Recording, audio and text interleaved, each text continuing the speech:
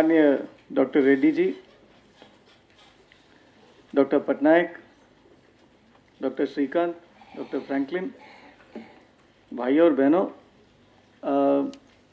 मुझे तो जो सब्जेक्ट दिया गया है ये role of accountability and transparency in economic development, यानी आर्थिक विकास में पंचायत का जो भूमिका में पारदर्शिता का क्या है और जवाबदेही का क्या भूमिका है, इसी के बारे में बात करना है मुझे। ग्राम पंचायत के स्तर पर जितने अधिकार दिया गया है वो ज़्यादा से ज़्यादा तकरीबन हर राज्य में उतना ही औपचारिक तौर पर अधिकार दिया गया है जो केरला में दिए गए हैं या कर्नाटका में दिए गए हैं। उसी में जितना दिया गया है कानून में लिखा दिया गया है, उसमें कोई कमती नहीं है। मगर कानूनी तौर पर हम ये साफ सुथरा कह सकते हैं कि ग्राम पंचायत के स्तर पर कानून में कोई बाधा नहीं है, आप जो कुछ करना चाहते हैं आप कर सकते हैं।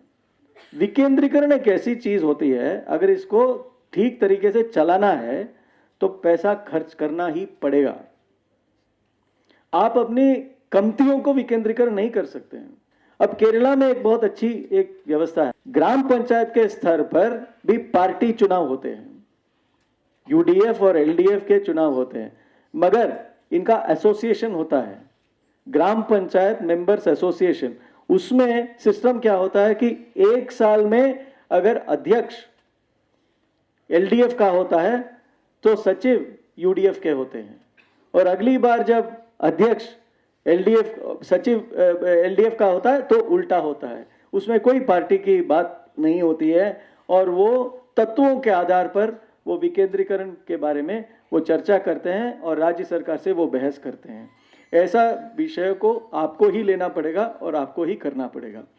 दूसरी बात तो ये है, मैं मानूंगा कि मुझे नहीं लगता है कि आपके कानून में कोई प्रॉब्लम हो, मगर आप जरूर अपने कानून को पढ़ लीजिएगा।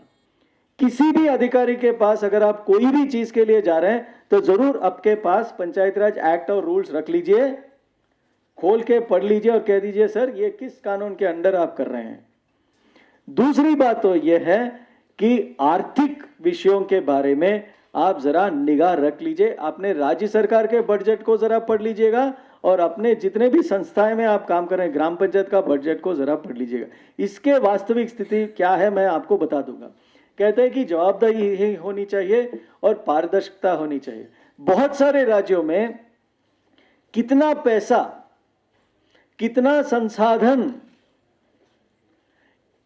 पूरे सरकार ग्राम पंचायत में खर्च कर रहा है, क्योंकि अगर आपको आर्थिक विकास करना है तो आपको यह पता चलना होगा कि पूरे सरकार हमारे पंचायत में क्या खर्च कर रहा है कि नहीं।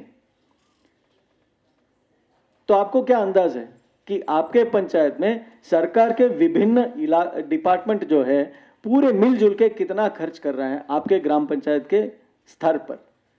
तीसरी बात मैं आपसे ये कहना चाहूंगा, जो मैं पहले ही कह चुका हूं, कि सरकार वही चीज होती है जो टैक्स वसूल करते हैं, और जब तक आप टैक्स नहीं वसूल करोगे तो आप पंचायत राज संस्था नहीं बन सकते। हाँ, बहुत सारे सरपंच को अच्छा नहीं लगता कि टैक्स कलेक्ट करना है, तो टैक्स इसीलिए वसूल करना चाहिए क्योंकि आपका हक बन जाते हैं। और टैक्स सिर्फ गरीबों से नहीं, गरीबों से मत लीजिए, मगर बहुत सारे इंडस्ट्रीज है जो आपके रिसोर्सेज को यूज करते हैं, आपके रास्ते को बिगाड़ करते हैं, आपके पानी लेते हैं, आपके हवा को प्रदूषण करते हैं। टैक्स लीजिए उनसे, आपको हक है और आप इसको ले लीजिएगा। तो ये दूसरी बात।